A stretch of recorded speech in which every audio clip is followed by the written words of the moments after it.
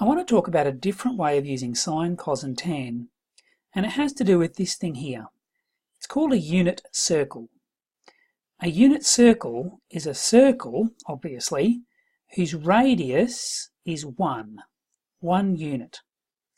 So the radius of this circle is 1, so its x-intercepts are 1 and -1, and its y-intercepts are 1 and -1. Now think about drawing a radius anywhere on this circle. This point P at the end, where the radius from the origin touches that unit circle, has x-coordinate x and y-coordinate y. Yeah, I know that wasn't very original. But what can I say about the relationship between this angle, theta, and the x-coordinate, and between the angle, theta, and the y-coordinate? Well, what we do know is the cosine of this angle is equal to the adjacent side, which is x, divided by the hypotenuse, which is 1. And we can also say that the sine of this angle is the opposite, which is y, over the hypotenuse, which is 1. Now that means that for this angle here, this particular angle, the cosine of this angle is x, the x-coordinate of P, and the sine of that angle is y, the y-coordinate of P. So I've actually used my unit circle to find a way of relating this angle theta to x and y as positions on the unit circle.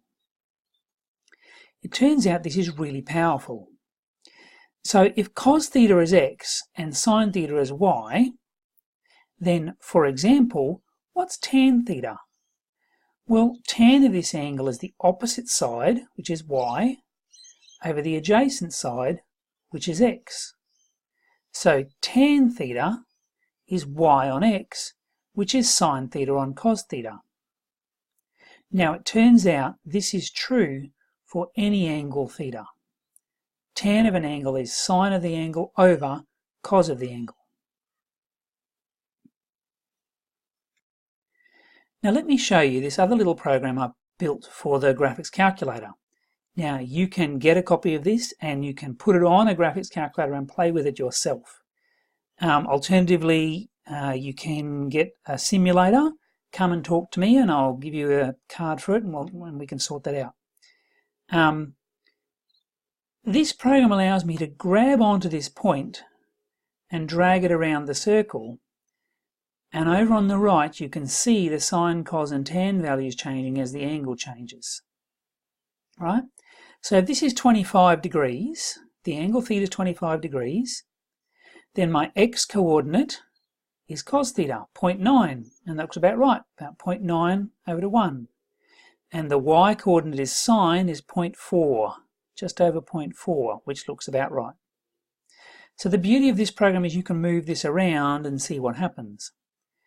But it goes further because I can actually drag it into what we call the second quadrant. Now I'm not sure if you know the names for the quadrants. First quadrant, second quadrant, third quadrant, fourth quadrant. Over here in the second quadrant, my angle theta here is bigger than 90 degrees. But I can still get sine, cos and tan for it. And look what happens. If my angle is 120 degrees, then my x value is a half. Negative though. And over here, negative a half.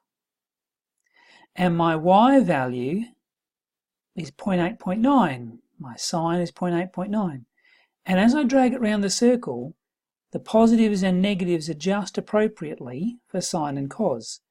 Over in quadrant 3, both x and y are negative, and my sine and my cos are both negative.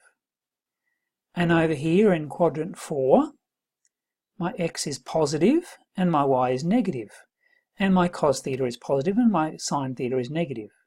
So actually these sine, cos and tan all work wherever you are on that unit circle. So that's really the first part of this. In the unit circle, I can choose a point on the circle. The x-coordinate of that point on the unit circle is cos theta, and the y-coordinate is sine theta.